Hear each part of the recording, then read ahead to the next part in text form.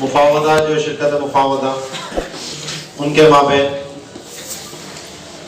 और तीसरी शिरकत इनान के जो शरीक है जबकि वो माल शराकत से ख़रीदारी करें तो इसमें भी रिबा नहीं है।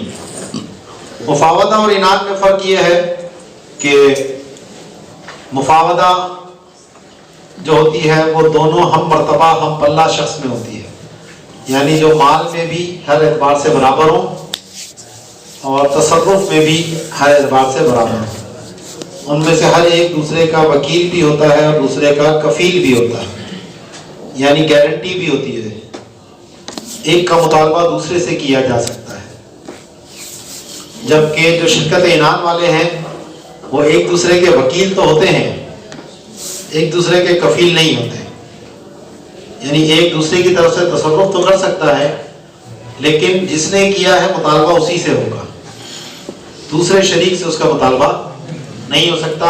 और इसमें माल के एतबार से तसावी जरूरी नहीं होती। तो अब ये आपस में अगर करते हैं,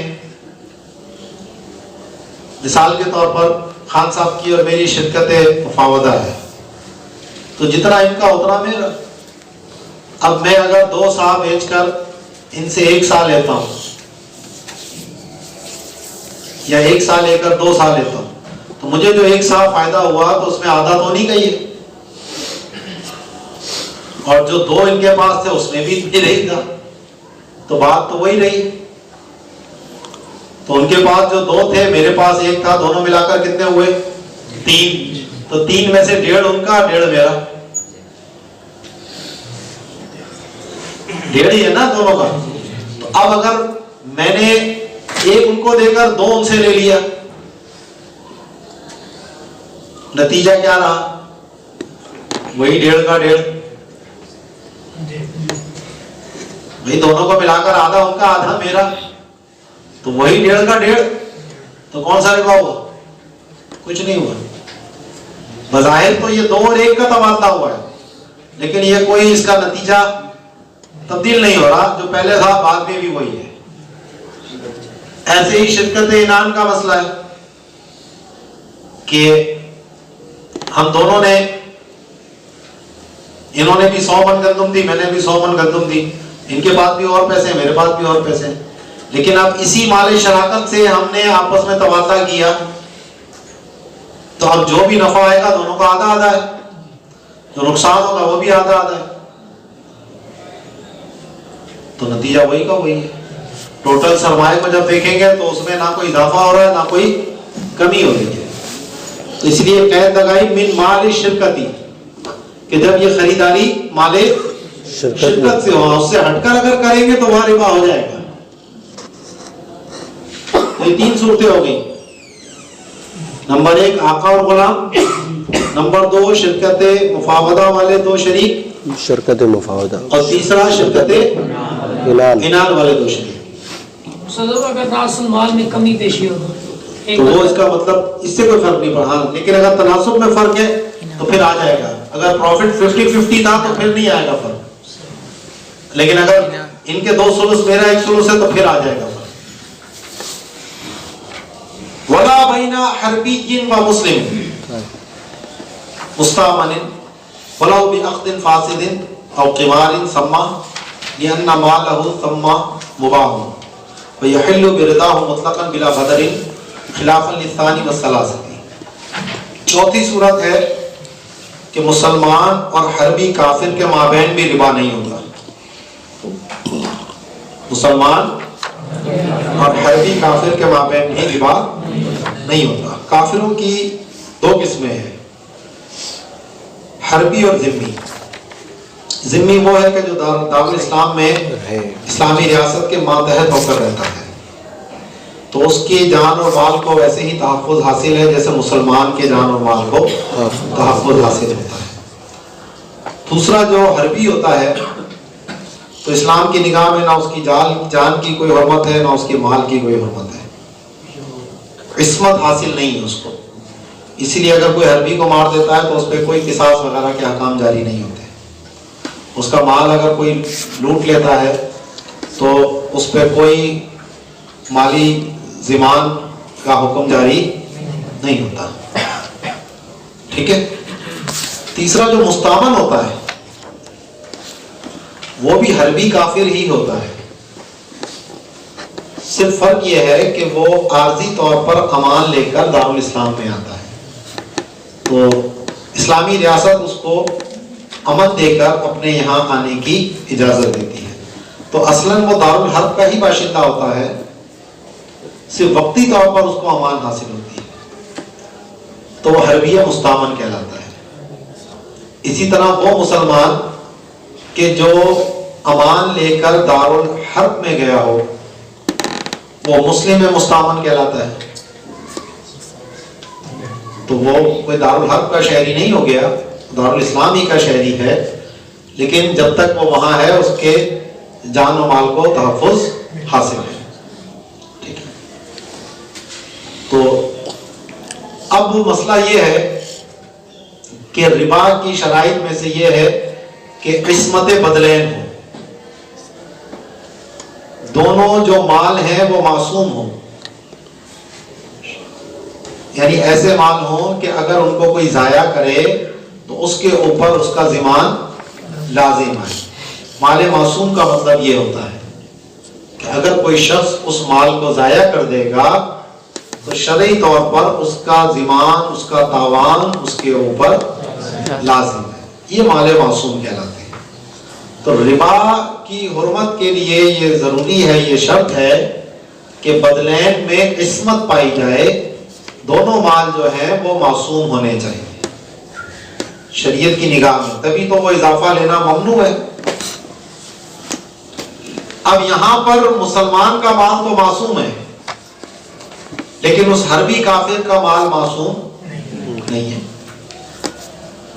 इसलिए अगर मुसलमान उस हरबी काफिर का माल रिबा के नाम से ही लेता है तो वो हकीकत में रिबा नहीं है, क्योंकि रिबा की शर्त नहीं पाई जा रही। ठीक है। और वो काफिर उस रिबा की हुर्मत का एतकाद भी नहीं रखता, उनके कानून में वो जुर्म भी नहीं है। जब मुसलमान वहां गया है तो उसने ये उनसे वादा किया है कि मैं वह आपके कानून की खिलाफ वर्जी नहीं करूंगा, धोखा नहीं दूंगा, फ्रॉड नहीं करूंगा, चीटिंग नहीं करूंगा, लेकिन उसकी मर्जी से, उनकी रजामंदी से अगर उसका माल मुसलमान को मिल रहा है तो ये एक माले मुबाह है, मासूम तो है नहीं उसका माल, तो एक माले मुबाह उसको मिल रहा है और ये लेना उसके लिए जायज है। अगरचे वो उसको सूद समझकर दे रहा तो वो उसका मसला है। मुसलमान उसको माले मुबाह समझ के ले सकता है, और रिबा समझ के लेगा तो वो गुनाह है, उसका कसद गुनाह है। तो रिबा कभी हलाल नहीं होता। सवाल ये है कि रिबा है या नहीं है, तो इसीलिए फरमाया ला रिबा, इनके माबेन रिबा होता ही नहीं है। यहिल्लु रिबा नहीं कहा, अल्फाज के ऊपर गौर करें। ला रिबा रिबा नहीं है। ठीक है, कि वला की नफी हो रही ना, वला रिबा बैना हरबी व मुस्लिम मुस्तामन, इनके माबेन कोई रिबा नहीं होता, क्योंकि जो रिबा की शर्त थी इस्मत बदलैन वो यहां पर मौजूद नहीं है, इस वजह से। तो अब इसका ज़ाब्ता, ये जो कायदा कुल्लिया बयान किया कि कोई रिबा नहीं है, इसका तकाजा तो ये है कि फायदा अब मुसलमान को पहुंचे या काफिर को पहुंचे, दोनों सूरतें मुमकिन है ना। मुसलमान को भी पहुंच सकता है और काफिर को भी पहुंच सकता है। तो चलो काफिर का माल तो मुसलमान के पास आया, माले मुबाह है, लेकिन मुसलमान का माल तो मासूम है ना, तो क्या अपना माल जाया करना यह मुसलमान के लिए जायज है? इसलिए साहिब फतुल कदीर ने और दीगर उलमा ने, यहाँ पर अल्लामा शामी ने भी बहस की कि इबारत का तकाजा तो यह है कि दोनों तरफ से हिल्लत है, जब ला रिबा बैना हरबी व मुस्लिम। लेकिन हमारे उलमा, हमारे असातिज़ा जब इस मसले को पढ़ाते थे तो इसको मुक़य्यद करते थे कि जब फायदा मुसलमान को पहुंचे, कि हरबी का माल माले मुबाह था और वो मुसलमान को मिल गया तो वो उसके लिए लेना जायज है। मतलब ये है, ये नहीं है कि मुसलमान अपना माल हरबी काफिर को दे, ये तो इसराफ हो गया, अपने माल को बिला वजह जाया करना हो गया। तो मुसलमान पे तो हुक्म लगेगा ना, अगर रिबा का नहीं लग रहा तो इसराफ का तो लग रहा है, अपने माल को बिला वजह जाया किया। समझ आई बात ये? अब बाद लोगों ने, अच्छा पहले इस बात को पूरा कर दूं फिर वो उस पर तरफ जाते हैं। तो अब अगर ऐसा कोई बैंक है कि जिसमें किसी मुसलमान का कोई शेयर नहीं, उसमें अगर कोई पैसे जमा कराता है और वहां से उसको इजाफी रकम मिलती है तो दर हकीकत रिबा नहीं है, वो लेना उसके लिए जायज है। लेकिन इसमें शर्त यह है कि किसी मुसलमान का कोई शेयर नहीं होना चाहिए, क्योंकि अगर किसी मुसलमान का शेयर है तो मुसलमान का माल तो मासूम है, और शेयर का मतलब यह है कि वो उसका शरीक है, तो जो भी रिबा वहां से जो भी इजाफी रकम मिलेगी तो उसके हिस्से से भी आएगी, तो वो नाजायज हो जाएगा। तो इसलिए बाद लोग मुतलकन कह देते हैं जी गैर मुस्लिम या काफिर के बैंक से नफा ले सकते हैं, तो उसमें ये कैद लगाना जरूरी है कि जहां किसी मुसलमान का कोई शेयर ना, तो कोई ऐसा बैंक हो सकता है जहां मुसलमान का शेयर ना हो? मुश्किल। भाई अमेरिका में भी लाखों मुसलमान बसते हैं जी, यूरोप का कोई भी बैंक ले लो, अक्सर तो देखोगे तो अरब शहजादों के शेयर लगे पड़े हैं उसमें। हमारे जो अरब के शयूख हैं ये इनके बैंक ज्यादा इनके पैसों से चल रहे हैं। सिटी बैंक ले लो या जो मर्जी ले लो। तो इसलिए ये जो हम एक बहस कर रहे हैं इसका मतलब ये नहीं है कि काफिरों के बैंकों पे जाकर पैसे रखवाओ और वहां से मुनाफे कमाना शुरू कर दो। तो मेरी मालूमात में तो कोई ऐसा बैंक नहीं है भाई कि जिसमें किसी मुसलमान का कोई शेयर ना हो, या फिल वक्त ना हो तो जाहिर है जब मार्केट में, शेयर मार्केट में खरीदो फरोख्त उसकी होगी तो खरीदने वाला मुसलमान भी हो सकता है, उसको काफिर भी हो सकता है। तो आप ये कैसे मुतय्यन करोगे कि ये सिर्फ काफिर ही खरीद रहे हैं? कोई ऐसी चेक एंड बैलेंस है? तो इसलिए हम काफिरों के बैंक में पैसे रखकर इजाफी लेना दुरुस्त नहीं है। हाँ, इनफरादी तौर पर कोई गैर मुस्लिम है, आपने उसको कर्जा दिया और उससे इजाफी ले लिया, हर भी काफिर की बात हो रही है, तो वो देना जायज है आपके लिए कि ये दर हकीकत रिबा नहीं है। और अभी मैंने आपको बताया कि मुसलमान अपना पैसा उसको दे नहीं सकता लेकिन उसका पैसा ले सकता है। अब इसी पे सवाल एक ये उठा है कि जो यूरोप अमेरिका में मॉर्गेज पर घर लिए जाते हैं, मुसलमान वहां रह रहे हैं अमेरिका में, यूरोप में, अब वहां वैसे बराह रास्त अगर वो घर खरीदते हैं तो उसकी तो हैसियत नहीं होती, हर एक के पास इतने डॉलर, 10,000, 20,000, 50,000 डॉलर जमा करना। और अगर वैसे डायरेक्ट खरीदारी की जाए तो उस पर टैक्स वगैरह के मसाइल भी बहुत सारे हो जाते हैं। तो अब वहां ये क्या करते हैं कि वैसे तो किराए के घर में रह रहे हैं, सारी जिंदगी किराया देते रहेंगे, किराए के घर पे ही है, फिर किराया बढ़ता भी रहेगा, मालिक मकान खाली भी कराएगा आपको, एक घर से दूसरी जगह मुंतकिल भी होना पड़ेगा, 100 मसाइल है। तो अगर आप बैंक से कर्ज ले लेते हैं और उससे घर खरीद लेते हैं और उस घर के कागजात जो है बैंक के पास गिरवी रखवा देते हैं और किस्तों के अंदर बैंक को आप अदायगी करते हैं और उस पर कुछ इजाफी रकम भी देते हैं, जैसे हमारे होता है हाउस बिल्डिंग के और ये कर्जे जो चल रहे हैं। तो अब सवाल यहाँ पर यह है कि इस तरह की डीलिंग में दो चीजें सामने आ रही है। एक तो ये कि मुसलमान बैंक को जितना पैसा लिया है उस पर इजाफी दे रहा है। मसलन $50,000 लिए और अब वापस उसको $60,000 करेगा, लेकिन 10 सालों में 50,000 लेकर $60,000 वापस करेगा। $10,000 जो ऊपर दिए उसने वो 10 सालों में किस्तें कर कर पैसे उतार देगा। ठीक है ना? मसलन 60,000 हो गए, 10 महीने 10 साल की कितनी किस्तें बन गई? 10 को 12 से करो, 120 हो गए।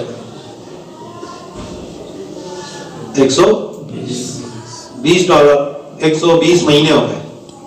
तब 60,000 वो अदा करेगा, हर महीने कितने देगा? $500। $500 की किस्त हो गई उसकी। $500 घर किराए पे लेता तो $300, $400, $500 का ही घर मिलता। सारी जिंदगी किराया भी देगा, फिर भी मिल्कियत नहीं। यहां घर इसका अपना हो गया, 10 साल बाद सारा कर्जा उतर जाएगा। अब इस घर को इससे कोई खाली नहीं कराएगा। इस दौरान प्रॉपर्टी की वैल्यू बढ़ेगी। जो उस वक्त $50,000 का था 10 साल पहले, 10 साल बाद वो वैसे ही $60,000-70,000 का हो चुका होगा। तो मालिक भी बना जी, वैल्यू भी बढ़ी। तो बज़ाहिर 10,000 गए, लेकिन मुकाबले में इसको कितना बड़ा फायदा हो रहा है? जी। मालिक बन रहा है ना, $70,000 का मालिक बन रहा है या $60,000 का मालिक बन रहा है। यही मामला अगर वो किराए पर रहता तो क्या होता? कुछ भी याद नहीं आता। तो अब इस तरह के मामले में दो सूरतें बनी ना। एक तो ये 10,000 इजाफी दिया, तो इसको क्या आप इसराफ कहेंगे? इसराफ तो वो जिसका कोई फायदा ना हो। बज़ाहिर तो इजाफा जा रहा है मुसलमान की तरफ से, लेकिन इसका फायदा मुसलमान को पहुंच रहा है। मना हमने इसलिए किया था कि ये तो इसराफ था, बिला वजह अपने माल को जाया करना था। लेकिन यहां इस सूरत में ये माल जाया नहीं कर रहा है, बल्कि इस माल का फायदा उठा रहा है। कितनी जगह? तो इसलिए उलमा ने इसकी इजाजत दी है कि गैर मुस्लिम मुल्क में, क्योंकि यहां रिबा का तहक्कुक नहीं हो रहा, ठीक है, तो अगर किसी के पास जाती घर नहीं है, अच्छा वैसे हम उम्मी इजाजत नहीं देते कि कारोबार के लिए और उसके लिए करे, वरना लोग रिबा के आदी बन जाएंगे। तो इसलिए हम उलमा ने जो इजाजत दी है, मुफ्ती आजम हिंद ने भी दी, अख्तर रज़ा खान साहब वगैरह दीगर उलमा भी इसकी इजाजत देते हैं कि गैर मुस्लिम ममालिक में, यूरोप अमेरिका में बैंक से मॉर्गेज पर घर हासिल करना ये जायज है। इल्लत समझ आ गई इसकी? लेकिन ये मामला पाकिस्तान में नहीं हो सकता, क्योंकि पाकिस्तान में जो बैंक से आप लेन देन करेंगे वो तो रिबा है भाई। तो ये जो हमारे इस्लामी भाइयों का फतवा आया था पिछले दिनों, वो उन्होंने जाती घर जरूरत है और यूं है और वो भी ठोक दिया। हालांकि उसकी इल्लतें क्या हैं और इसकी इल्लतें क्या है, जमीन आसमान का फर्क है। वहां तो रिबा नहीं हो रहा, इस वजह से वहां जायज है। लेकिन पाकिस्तान में तो रिबा है ना भाई, उस पर तो रिबा के अहकाम जारी होंगे सारे। तो अब ये जो मसला है ये बिल्कुल वाज़ेह हो गया आपके सामने कि क्यों रिबा नहीं है। अच्छा, दीगर बाज़ उलमा हमारे आज के हैं वो इस पर बड़ा एतराज करते हैं। अल्लामा गुलाम रसूल सईदी रहमतुल्लाह ताला अलैह ने भी शरह सहीह मुस्लिम में इस पर काफी कलाम किया और उन्होंने कहा कि नहीं जनाब ये दुरुस्त नहीं है और इस इबारत का मतलब ये है कि काफिर और मुसलमान के दरमियान भी रिबा नहीं हो सकता। जैसे ला रफसा वला फुसूका वला जिदाला फिल हज, कोई रफस नहीं, कोई फुसूक नहीं, तो कोई रिबा नहीं। तो लेकिन जो शारहीन शरह करते हैं वो नहीं है जो अल्लामा सईदी साहब समझ रहे हैं। उसका मतलब कुछ और है, इसका मतलब कुछ और है। और सारी बात तो फिर बहस इल्लतों पे होती है ना। तो आप इल्लत बताएं, रिबा की वजह क्या है। या तो आप ये कहें कि जनाब ये मसला जो है वो तौकीफी है, हमें इसकी इल्लत नहीं पता लेकिन हम अमल करेंगे इस पर। नमाज की रकअत मगरिब में 3 क्यों है, हमें क्या पता, अल्लाह ने हुक्म दिया, हम अमल कर रहे हैं, मालूम नहीं है, इल्लत नहीं उसकी कोई हमारे पास। लेकिन रिबा का मसला तो कयासी है ना, मुज्तहिदीन ने कयास किया है, इसकी इल्लतें निकाली हैं, सब कुछ हुआ है। तो अब वो कहते हैं जिस तरह जनाब जिना दारुल इस्लाम में हराम है, इसी तरह दारुल हर्ब में भी हराम है। तो भाई दारुल हर्ब में हराम होना बिल्कुल तस्लीम है, लेकिन क्या रिबा की हुर्मत का मामला जिना की हुर्मत की तरह का है? यहां तो इस्मत बदलैन की वजह से था और वहां इश्तिबाह नसब की वजह से जिना हराम है। तो वो तो यहां हो या वहां हो, दोनों जगह वही इल्लत मौजूद है।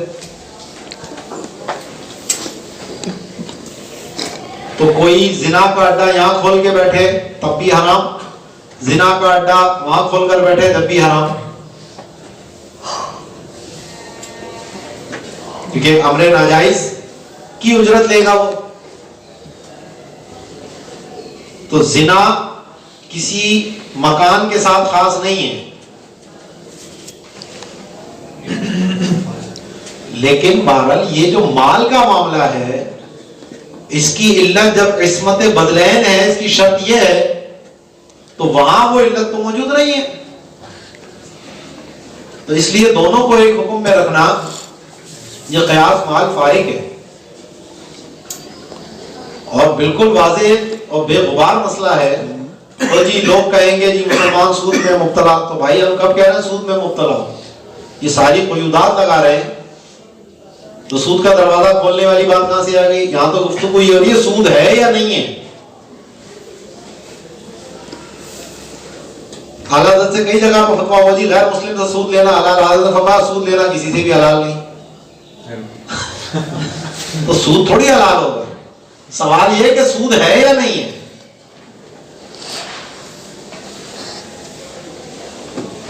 ठीक है ना? तो अब कोई निकाह को भी कहे कि ये भी ज़िना है, ये भी तो वती है, ये भी वती है, तो भाई एक हलाल है एक हराम है, ये ज़िना नहीं है, अब ये कहेंगे। ये थोड़ी कहेंगे कि जनाब एक बीवी से करो तो ज़िना हलाल और गैर औरत से करो तो ज़िना हराम। तो ऐसा कोई भी इतलाक नहीं करेगा। भाई ज़िना और चीज है, निकाह और चीज है, तो ऐसे रिबा और चीज है। और हरबी का माल बगैर किसी गदर के, बगैर किसी धोखे के हासिल हो, तो एक माले मुबाह हासिल हो रहा है, उसका लेना और चीज है। माले मासूम का लेना और है, माले मुबाह का लेना और है। तो दोनों को एक कैसे हुक्म लगा रहे हैं? तो इसलिए अल्लामा सईदी साहब रहमतुल्लाह अलैह की तमाम तर एहतराम के बावजूद जो मसला है वो ये है कि ये जायज़ है। और जो अल्लामा साहब ने दलाइल दिए हैं वो इंतहाई कमजोर दलाइल हैं, उनका फ़िक़ही एतबार से कोई ताल्लुक नहीं बनता। वो जिना के ऊपर उसको कयास करके बात कर रहे हैं। अच्छा सर, ये हरबी और मुस्लिम का लेन देन दारुल हरम में होगा, अभी वो भी बता रहा हूं, बात समझ आ गई? अब यहां अगली बहस ये है कि मैंने लफ्ज कहा दारुल हर्ब, या मैंने लफ्ज इस्तेमाल किया हरबी काफिर और मुसलमान। मैंने कहीं भी दारुल हर्ब की कैद नहीं लगाई जी। हरबी मेरी अभी तक जितनी भी गुफ्तगू हुई है मैंने कहीं पर भी दारुल हर्ब की कैद नहीं लगाई। मैंने सिर्फ कहा हरबी और मुसलमान। अब हमारी फिक्की किताबों में दारुल हर्ब की कैद भी होती है। इन्होंने कहा ना सम्मा, वहां पर यानी दारुल हर्ब, तो ये कैद इत्तिफाकी है, कैद एहतराजी नहीं है, क्योंकि असल इल्लत तो वही इस्मत बदलैन वाली है। और इस्मत बदले जो इस्मत माल को है, या तो मुसलमान को माल को होती है या जिम्मी के माल को होती है, यानी जो दारुल इस्लाम के मुस्तकिल बाशिंदे हों, और ये दो ही होते हैं, या तो मुसलमान होते हैं या जिम्मी होते हैं, या जिम्मी होते हैं। बाकी जो है मुस्तामन वो आर्जी बाशिंदा होता है, मुस्तकिल बाशिंदा नहीं होता। अब पहले दौर में यही दो सूरतें होती थी कि मुसलमान दारुल इस्लाम में होते थे, काफिर अपने हर्ब में होते थे। तो अब अगर कोई ऐसी सूरत हो कि दारुल इस्लाम में हर्बी काफिर रह रहे हो,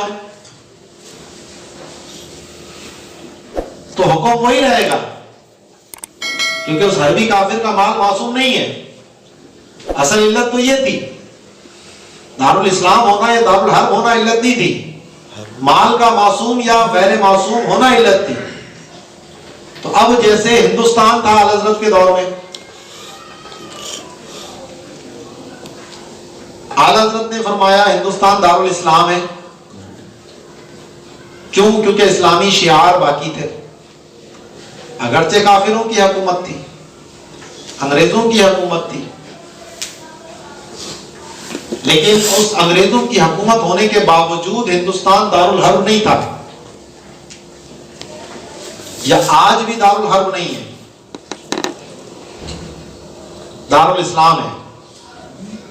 तो ये एक अलग बहस है कि कोई चीज दारुल हर्ब कब होती है, दारुल इस्लाम कब होती है।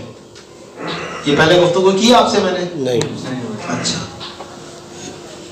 तो कोई भी ऐसा मुल्क, ऐसा इलाका जहां मुसलमानों की हुकूमत है, वो दारुल इस्लाम है, या माजी में मुसलमानों की हुकूमत रही, अगरचे अब गैर मुस्लिमों की हुकूमत आ गई, लेकिन इस्लामी शियार बरकरार रहे, इस्लामी अहकाम बरकरार रहे, नमाज, अजान, कुर्बानी, ये मुसलमान अलग ऐलान करते हैं, इस्लाम को अपने जाहिर करके रखते हैं, छुपाते नहीं हैं, तो वो दारुल इस्लाम ही है। ठीक है। और दारुल हर्ब क्या होगा कि जहां कभी मुसलमानों की हुकूमत ना रही, गैर मुस्लिमों की हुकूमत ही रही हमेशा। ठीक है। या मुसलमानों की हुकूमत रही, लेकिन गैर मुस्लिमों ने कब्जा करके वहां से इस्लामी आकाम सारे खत्म कर दिए, जैसा कि स्पेन, मुसलमानों की 600 या 800 साल हुकूमत रही वहां पर, लेकिन काफिरों ने जब कब्जा जमाया तो सारे इस्लामी अहकाम उन्होंने खत्म कर दिए।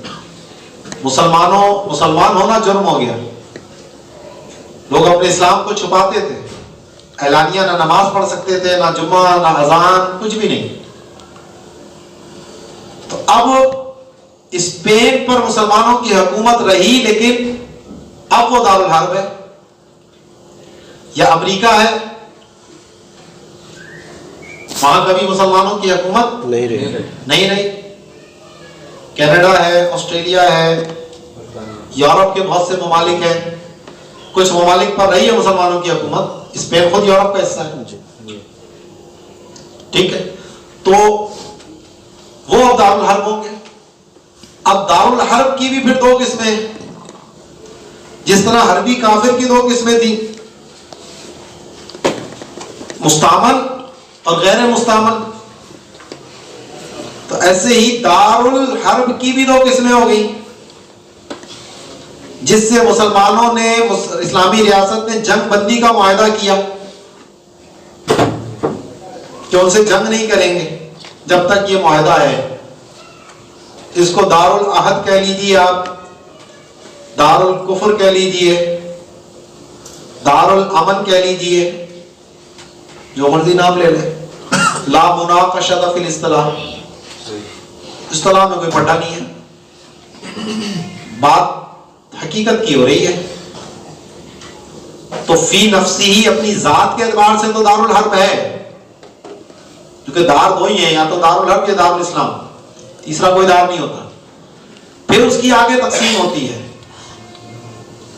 कि अगर अमन का मुआहिदा किया है दारुल इस्लाम ने उसके साथ, तो वो फिर दारुल अहद या दारुल अमन या दारुल कुफर, जो मर्जी नाम दे दो, यानी जब तक उससे अहद है उस वक्त तक हम उससे जंग नहीं कर सकते। अब उससे जंग करने के लिए, यानी बिलफेल जंग करने के लिए हमें इस अमन के मुआहिदे को खत्म करना होगा। जैसे कि जब सुलह हुदैबिया हुई तो उस वक्त तक दारुल जो मक्का था वो दारुल कुफर ही था, दारुल इस्लाम नहीं था।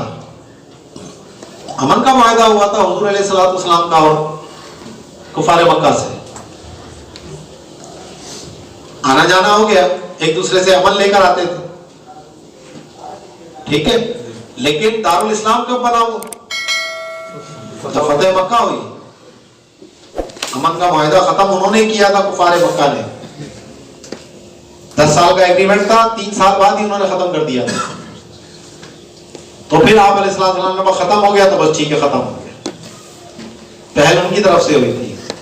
फिर आपने जाकर फतेह मक्का की,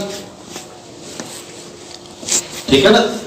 तो ये जो अमेरिका है या दुनिया के इस वक्त जितने भी गैर मुस्लिम ममालिक जहां कभी मुसलमानों की हुकूमत ना रही या हुकूमत रही लेकिन इस वक्त काफिरों ने गलबा पाकर सब इस्लामी शहर खत्म कर दिए, तो अगर हमारा इनसे मुआहिदा है, जैसा कि मुआहिदा है, एक हम बैनुल-अक़वामी नज़म में बंधे हुए हैं, तो ये सारे के सारे दारुल अहद हैं सिवाय इसराइल के। हमारा इसराइल के साथ कोई मुआहिदा अमन का नहीं है। हमने उसको तस्लीम नहीं किया, इसलिए हमारे पासपोर्ट पे भी लिखा होता है ये तमाम ममालिक के लिए कारआमद है सिवाय इसराइल के। तो इसराइल इस वक्त बिलफेल दारुल हर्ब है। अगर इसराइल हमारे ऊपर हमला कर देता है तो उसे बताने की जरूरत नहीं है, या अगर पाकिस्तान इसराइल पे हमला कर देता है तो हमें बताने की जरूरत नहीं है उसको, क्योंकि हमने उससे कोई मुआहिदा नहीं किया है। लेकिन किसी और मुल्क पर हम इस तरह बगैर उसके हमला नहीं कर सकते, क्योंकि हमारा मुआहिदा है उससे अमन का।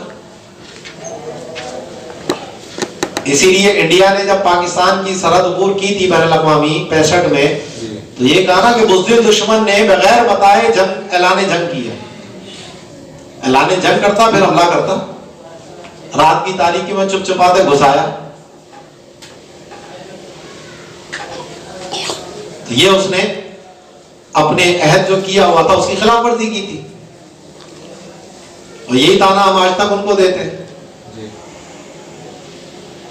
कि अगर करना था तो जरा सीना चौड़ा करके आते, फिर हम देखते तुम, या पहले बताते कि जनाब हमने मुआहिदा खत्म किया, और फिर आते, फिर हम अपना हिफाजत का इंतजाम खुद करते, ना करते तो तुम्हारी मर्जी, जाके हम पे हमला कर देते। लेकिन जब मुआहिदा हुआ है तो फिर उस वक्त तक आप जंग नहीं कर सकते, ठीक है। तो ये तहकीक है जो आपके सामने मैंने रख दी है। अल्लामा सईदी साहब ने दार की 3 अक़साम बना दी, दारुल हर्ब, दारुल इस्लाम और दारुल अमन या दारुल कुफर क्या उसको उन्होंने। तो हकीकत में दारुल कुफर अलग से कोई किस्म नहीं है, इसी दारुल हर्ब ही की किस्म है। जिस तरह इनफरादी तौर पर काफिर की 2 किस्में हैं, या तो जिम्मी होगा या हर्बी होगा, और फिर उस हर्बी की 2 किस्में हैं, मुस्तामन होगा या गैर मुस्तामन होगा। तो भी आईनी ही यही तकसीम दार की है, ठीक है। तो अब हिंदुस्तान जो था वो इस एतबार से तो दारुल इस्लाम है कि वहां इस्लामी शियार खत्म नहीं हुए, मुसलमानों की हुकूमत रही, लेकिन जो वहां के रहने वाले गैर मुस्लिम हैं वो हरबी के हुक्म में है, क्योंकि इस्लामी रियासत के मातहत तो नहीं रह रहे वो। किसी इस्लामी रियासत ने उनके जान और माल के तहफ़्फ़ुज़ का जिम्मा तो नहीं लिया, वो काफिर हुकूमत ने लिया हुआ उनका। तो इसलिए हिंदुस्तान अगरचे दारुल इस्लाम है, लेकिन वहां के रहने वाले गैर मुस्लिम हरबी हैं। समझ आई बात? और आला हज़रत का पूरा रिसाला है इस मौजू पर, एलामुल आलाम बि अन्ना हिंदुस्तान दारुल इस्लाम, एलामुल आलाम बि अन्ना हिंदुस्तान दारुल इस्लाम। क्योंकि उस दौर में ये कांग्रेसी जो थे, ये जमीयत उलमा हिंद वाले जो देवबंदी वहाबी थे, इन्होंने वो फतवा दिया कि जनाब हिंदुस्तान दारुल हर्ब है, इसलिए यहाँ से हिजरत करना वाजिब है। जब तहरीक खिलाफत मूवमेंट चली थी तो उस दौर में ये एक शोशा छोड़ा गया था कि हिंदुस्तान दारुल हर्ब है, इसलिए यहाँ से हिजरत करके जाना लाजिम है। और उसमें कुछ मुसलमान उन्होंने अपने घर बार बेचे और बेचकर वो अफगानिस्तान चले गए। अफगानियों ने पकड़कर लूट लिया उन्हें, पिटाई लगाई, वापस हिंदुस्तान भेज दिए। अब बेचारे लूटे पिटे वापस आए। तो जो बैठे बिठाए अपना सेट कारोबार था, घर बार था, सब कुछ था, वो छोड़कर गए और ना खुदा ही मिला, ना विसाले सनम, ना इधर के रहे ना उधर के रहे। वो मामला हो गया। तो आला हज़रत अलैहिर्रहमा ने उस वक्त ये फतवा लिखा और बड़ी एक अंग्रेजों के खिलाफ वो बनी हुई थी एक फिजा। तो आला हज़रत का फतवा यानी हवाओं का रुख इधर था, लेकिन आला हज़रत ने हवाओं का रुख मोड़ा और पागल हो गए और क्या कर रहे हो तुम। तो फिर पूरे दलाइल के साथ आपने फ़िक़ही एतबार से इस बात को साबित किया कि हिंदुस्तान दारुल हर्ब नहीं है, दारुल इस्लाम है। यहाँ से हिजरत करना कोई मुसलमानों पर लाजिम नहीं है। तो ये सारी चीजें हमें पढ़ना और समझना जरूरी है। उस वक्त के बैनुल अक़वामी पॉलिटिक्स क्या थी, हिंदुस्तान की अपनी पॉलिटिक्स क्या थी, उसको कैसे मुसलमानों को गलत इस्तेमाल किया जा रहा था और आला हज़रत ने उस मौके पर क्या किरदार अदा किया। हमारी जो नौजवान नस्ल है वो इससे बिल्कुल नावाकिफ है।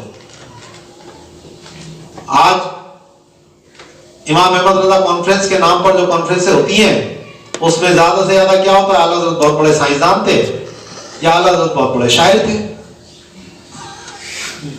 दो ही चीजें बयान होती हैं। आला हज़रत साइंसदान थे, आला हज़रत अदीब थे, उर्दू अदब में उन्होंने ये काम किया और साइंस के लिए जनाब वो अल्बर्ट पोटा का ये कर दिया, जमीन साकिन है और यूं है वो है, वो बातें कर। कई सालों से मैं देख रहा हूं ये कहानियां होती हैं। मैंने नहीं सुना कि कोई जाकर बताए कि आला हज़रत ने उस मौके पर मुसलमानों को किस तरह बचाया था, किस तरह उनके साथ जो फ्रॉड हो रहे थे, किस तरह एक इज्तिमाई तौर पर मुसलमानों को नुकसान पहुंच रहा था, तो कैसी सियासी बसीरत का आपने मुजाहरा किया था, तहरीक खिलाफत के मौके पर क्या किया था। आज उसको कोई बयान ही नहीं करता, शायद उसकी कोई अहमियत नहीं है। क्यों नहीं है भाई? आज भी वो मसाइल उसी से जुड़े हुए आ रहे हैं। तो फिर आला हज़रत ने वो जो फतवा उस दौर में दिया कि जनाब इंश्योरेंस लेना जायज है, वहां से अहकाम शरीयत में वो फतवा मौजूद है। तो वो इसलिए जायज था उनसे इजाफा लेना क्योंकि वो गवर्नमेंट की कंपनी थी। इसी तरह डाकखाना गवर्नमेंट का था, तो आला हज़रत ने कहा डाकखाने से पैसे जमा कराकर उस पर इजाफी रकम लेना जायज है, या इंश्योरेंस के नाम पर अगर वो इजाफी रकम तुम्हें देते हैं तो वो लेना जायज है, सूद ही नहीं है। तो आज भी हमारे जो इंश्योरेंस वाले ना वो अहकाम शरीयत का फतवा लेके घूम रहे होते हैं। ये देखो जी आपके आला हज़रत ने जो है ना वो जवाब का फतवा दिया। तो भाई वो दारुल हर्ब इस्लाम में था, लेकिन हर्बी गवर्नमेंट थी, उसके लिए था, दारुल इस्लाम वालों के लिए नहीं था वो। तो उसकी बुनियादें अगर आपको नहीं समझ में आई है तो अब आपका कसूर है। तो बहुत से हमारे ऐसे हैं जो बेचारे कुछ जानते वानते नहीं है, मसाइल की गहराई में उतरते नहीं है, जाहिर देख कर गया आला हज़रत ने इंश्योरेंस जायज कह दिया, चल भाई यहाँ पे भी जायज है। क्योंकि बकरी हलाल है तो कुत्ता भी उसी जैसा होता है। कुत्ता भी हलाल है, ये भी चार टांगों में चलता है। ऐसे कयास करोगे तो कुत्ते ही खाओगे। समझ आ गई बात? जी तो अब ये जो दारुल हर्ब की जो कैद है, ये क्योंकि उस दौर में होता ही ऐसा था कि हरबी काफिर होता ही दारुल हर्ब में था, दारुल इस्लाम में नहीं होता था हरबी काफिर, तो इसीलिए सम्मा की कैद लगाई।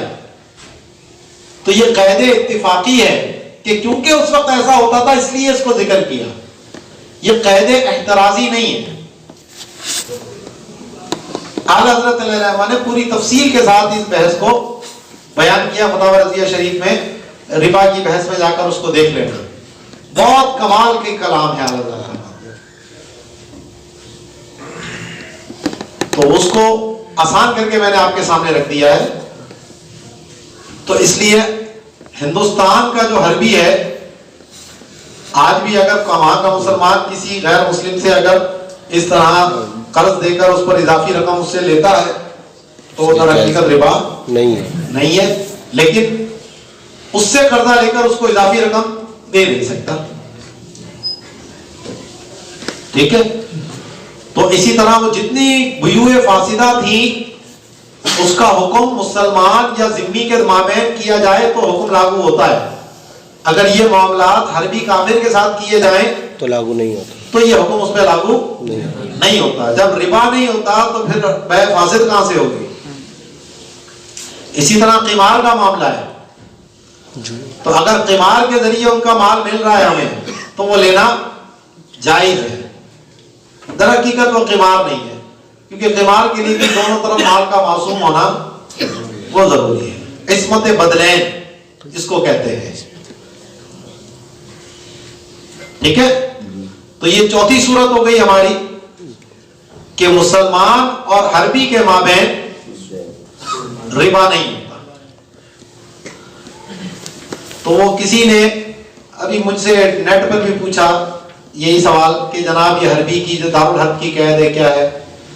अभी इतना लंबा कलाम आधे घंटे की मैंने कितनी देर से मैं बात कर रहा हूँ इस पे, जब तक पूरा पस मंजर ना बयान करूं, दारुल हर्ब क्या होता है, दारुल इस्लाम क्या होता है, इस हुर्मत की इल्लत क्या है, उस वक्त तक मैं अगर सीधा बोलूं तो किसी के समझ में भी नहीं आएगी बात। तो इसके लिए आधे पौन घंटे की कम से कम क्लास हो तो मैं उसमें समझाऊं ना पूरी जी। अब नेट पे क्या समझाऊं,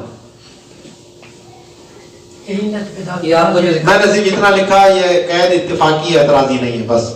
अब समझा नहीं समझा जी। बिल्कुल डाल दी, मैंने आपको रोका है। हमारे बैठे ना वजीर साहब जी, बादशाह सलामत हम ये हमारे वजीर है। अब वजीर साहब डालेंगे तो मसला है ना। वजीर साहब इतने सुस्त हैं हमारे, वो पहले वो पीली मुर्गी वाले मसले रुके पड़े, वो भी नहीं आए, बाद में टुकड़े टुकड़े करके जो आने थे।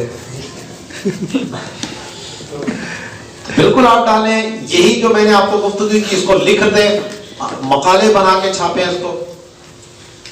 रिबा की बहस पे कोई तहकीकी उन्वान लिखना हो कर डाल देंगे सारी बहसें। आला हजरत और गैर मुस्लिम से माली मामलात ये करके उस पर पूरा बहस हो जाएगी। दारुल हर्ब, दारुल इस्लाम, ये वो आज हमारे यहाँ ये बहसें कहाँ होती हैं ना। आपने कुल दरस निज़ामी में पढ़ी गई, पढ़ी ये बैनुल अक़वामी पॉलिटिक्स यही है, ताल्लुकात बैनुल अक़वाम यही है भाई, इंटरनेशनल लॉ यही है। ठीक है, तो फरमाते हैं कि हरबी और मुसलमान मुस्तामन के माबैन, क्योंकि मुस्तामन की भी कैद इसीलिए लगाई कि वहां गया होगा, अगरचे अपने फासिद के साथ हो या क़िमार के साथ हो, वहां पर क्योंकि उसका माल वहां पर मुबाह है, लिहाजा उसकी रजामंदी से लेना मुतलकन जायज है। ठीक है, लेकिन बिला गदर नहीं होना चाहिए, बरखिलाफ इमाम अबू यूसुफ के और आइम्माए सलासा के। तो इमाम अबू यूसुफ कहते हैं कि क्योंकि मुसलमान वहां गया है तो इसलिए उसके ऊपर कवानीन की पाबंदी करना जरूरी है। तो हम ये कहते हैं जनाब उनके कवानीन में से ये है ही नहीं रिबा की हुर्मत, तो इसलिए वहां जाकर जब मुसलमान ने उनसे इजाफी माल हासिल किया तो उनके किसी कानून की खिलाफ वर्जी नहीं की, उसने यही अमान उसको इसी शर्त पे मिला था कि तुम यहाँ कोई कानून की खिलाफ वर्जी नहीं करोगे, उसने नहीं की, तो एक माल मुबा उसको हासिल हुआ था, वो लेकर आ गया। और दीगर आइम्मा सलासा के नजदीक भी जो है वो यहाँ पर रिबा का हुक्म जारी होगा, लेकिन इमाम साहब की दलील बड़ी पावरफुल है, तो या तो उसके जवाब दो या फिर उसकी तकलीफ करो। 4 सूरतें हो गई। 5वीं सूरत वहुक्मु मन अस्लमा फी दारिल हर्बी वलम युहाजिर का हर्बी। अब वो मुसलमान जो दारुल हर्ब में ही मुसलमान हुआ और कभी दारुल इस्लाम में नहीं आया, तो वो मुस्लिम हर्बी कहलाता है कि इस दौरान अगर इस्लामी फौजों ने वहां हमला किया और उसके माल को नुकसान पहुंचा तो उसका भी कोई ज़िम्मा नहीं होता, क्योंकि जब तक वो दारुल इस्लाम नहीं आता उस वक्त तक उसका माल भी उस तरह मासूम नहीं। तो ये 5वीं सूरत हो गई कि मुसलमान जो दारुल इस्लाम का बाशिंदा है वो अगर दारुल हर्ब जाकर ऐसे मुसलमान के साथ कि जो पहले गैर मुस्लिम था फिर मुसलमान हुआ और कभी दारुल इस्लाम नहीं आया, यानी मुस्लिम हर्बी, उसके साथ भी अगर ये रिबा का मामला करता है तो ये रिबा नहीं है दर हकीकत। ये 5वीं सूरत हो गई। तो हुक्म मन अस्लमा फी दारिल हर्बी वलम युहाजिर, कि जो दारुल हर्ब में मुसलमान हुआ और इसने हिजरत नहीं की का हर्बी के, तो उसका हुक्म भी हर्बी की तरह है। फलिल मुस्लिम रिबा माहू, तो मुसलमान उसके साथ रिबा का मामला कर सकता है, यानी दर हकीकत वो रिबा नहीं है। खिलाफन लहुमा, इसमें इमाम मोहम्मद इख्तलाफ करते हैं। उस मसले में हर्बी और मुसलमान के माबैन में वो इमाम आजम के साथ थे, लेकिन इस मसले में वो इमाम अबू यूसुफ के साथ है। ठीक है, वो कहते हैं क्योंकि इस्लाम की वजह से उसके माल को इस्मत हासिल हो गई, लेकिन इमाम साहब फरमाते हैं कि अभी उसके माल को इस्मत हासिल नहीं हुई जब तक वो दारुल इस्लाम में ना आए। लिअन्ना मालहु गैरु मासूम, इल्लत बयान कर दी उसकी वही, क्योंकि उस मुसलमान का माल भी अभी मासूम नहीं है। मासूम होने का मतलब आपको बता दिया कि अगर उसके माल को कोई जाया करे तो शरीयत में उस पर ज़िमान है या नहीं, तावान है या नहीं, इस एतबार से मासूम होने ना होने की बात होती है। फलो हादरा इलैना सुम्मा आदा इलैहि फला रिबा इत्तिफाक। तो अब अगर वो मुसलमान होकर दारुल इस्लाम आया, फिर भले दारुल हर्ब चला गया, तो अब उसके साथ रिबा का मामला नहीं हो सकता, क्योंकि अब वो हर्बी ना रहा। कुल तो 6ठी सूरत, वही मुसलमान हुए दोनों, वहीं रहे, कभी दारुल इस्लाम ना आए, यानी मुस्लिम हर्बी के साथ करे। मुस्लिम हर्बी के साथ करे तो इनमें भी रिबा नहीं है, क्योंकि दोनों का माल मासूम नहीं है। ठीक है, तो फरमाते हैं वमिनहु युअलमु हुक्मु मन अस्लमा सम्मा वलम युहाजिरा, इसी से मालूम हो गया उसका हुक्म वो दोनों जो वहां मुसलमान हुए और उन्होंने हिजरत नहीं। तो कितनी सूरतें हो गई? 6। अमन वाली सूरत नहीं बनेगी? अमन नहीं, वहीं पर है ना, वो दारुल हर्ब में ही थे, दारुल हर्ब में मुसलमान हुए और कभी भी दारुल इस्लाम नहीं आए, तो वो मुस्लिम हर्बी कहलाते हैं। तो फरमाते वल हासिलु अन्ना रिबा हरामुन, रिबा हराम है, इल्ला फी हाज़िहि सित्ति मसाइला, सिवाय इन 6 मसलों के। 6 मसले याद हो गए आपको? पहला आका और गुलाम, दूसरा 2 शिरकतें मुतफाविदा वाले और शिरकत इनान वाले जब माली शिरकत से करे, चौथा मुस्लिम और हर्बी, जो 5वां मुस्लिम और मुस्लिम हर्बी के मामले, और 6ठा मुस्लिम हर्बी के मामले। ठीक है, ये 6 सूरतें आपको मैंने बिल्कुल वाज़ेह करके बयान कर दी हैं। अब अगला हमारा जो सबक होगा वो बाबू सर्फ हम पहले पढ़ते हैं, फिर बाबू सलम पे आएंगे। ठीक है, पहले बाबू सर्फ पढ़ेंगे, फिर बाबू सलम पे।